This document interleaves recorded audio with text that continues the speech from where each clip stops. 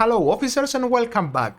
After spending hundreds of hours in Ready or Not and completing all the missions multiple times with AI teams or in multiplayer, I have picked up some tips that will definitely help, whether you are new or a veteran of the game. In today's video, I am breaking down a full blueprint for your team loadouts, what works best, how to assign roles, and how to turn your squad into a bulletproof tactical unit. This setup works especially for AI teams and also will help build a more solid multiplayer squad. This works across most missions and I will explain how to tweak it depending on the situation. Officers, I've got some great news. I'm giving away 2 DLC packages as soon as we hit 1000 subscribers. I know a lot of you are watching and not subscribed yet, and honestly, it will be shame to miss out on that. So make sure you are subscribed and stay tuned. I will drop more details as we get closer to the goal. Let's start with something a lot of players skip: assigning roles. Most people just throw the same gear on all officers and call it a day, but that's a big mistake. The game gives you a red and a blue team for a reason, so use that. Each team can be managed separately in-game, which means we can give them specific tasks. This instantly adds structure and flow to your operation. Let's use the mission 23 megabits as an example. I am picking this one because most of you have probably played it, so it will be a great example and also no spoilers. I assign blue team as my aggressive support, my right hand, the ones who handle breaching and pushing in. Red team is my front line, the ones holding shields and leading the charge into dangerous zones.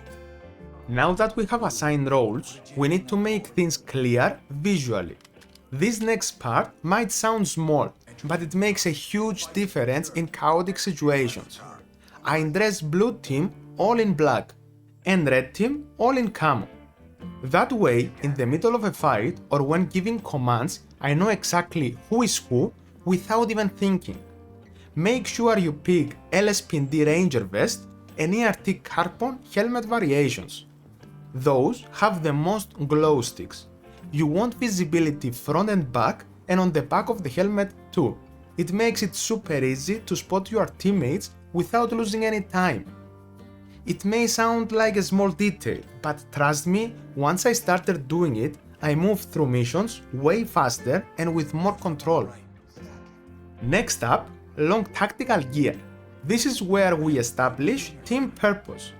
For the red team, our front line, I equip shields on both members. No exceptions. They are the ones absorbing the danger. For blue team, I go with a breach ram or breaching shotgun, or sometimes one of each if I want more tactical flexibility. So we have one team that leads in with shields and the other cracking the doors open and supports the entry. Now let's move on the armor. Always go with heavy armor and make sure you check full protection and ceramic plates. This gives them maximum survivability.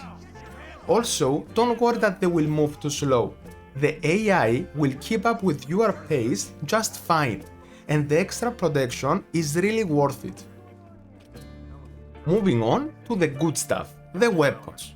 For blue team, I choose a solid rifle, like an GA416 or ARN 180, and others that perform well stat-wise. If you are unsure which rifles are the best, I already broke that down in my previous video. Check the pop-up card on screen and come back, it will make way more sense after. For sidearms, I will go with 5.7, a solid pistol, 20 rounds, good penetration, well, you can't really go wrong with it. Now, for the red team, since we are running shields, the sidearm is more important. Again, 5.7 is a great pick. 20 rounds, it's a solid performance. As for primary weapons, this depends more on the mission. You will want either high magazine capacity or huge damage per shot. The P90 is a go-to pick for shield operators, especially because of the 50 rounds magazine, and also it's the most compact. Another option for this operation is the 590M shotgun. you can equip one of the officers with that. It's really up to you. Let's not forget that there are also missions with more open areas. In that case, I will equip the red team with 7.62 class rifles to cover long-range situations. When it comes to attachments, we care about the best stats and not the looks. So here is what I will go with. EXPS3 or 510C optic, SF-MB muzzle or suppressor if going stealthy, TH grip or compact grip if not available, flashlight just in case, and if we are in a night operation, it's better to pick the IR laser, which is only visible through the NVG's lens. Now, let's set up the inventory loadout.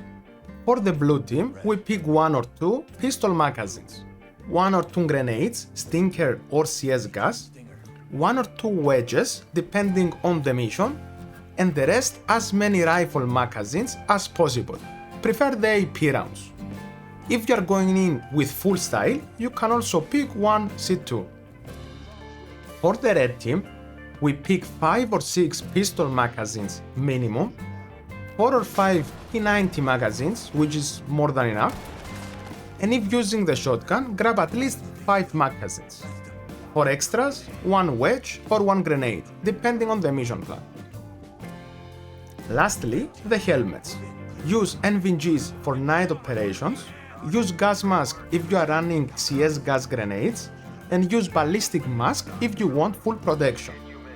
Personally, I don't love the look of ballistic mask, they break the immersion a bit, but I can't deny they work great for staying alive. And that's it, this is everything you need to build a solid, reliable AI or multiplayer team in Ready or Not. If this helped you out, don't forget to like and subscribe, it really helps the channel grow. Stay sharp officers and I will catch you in the next callout.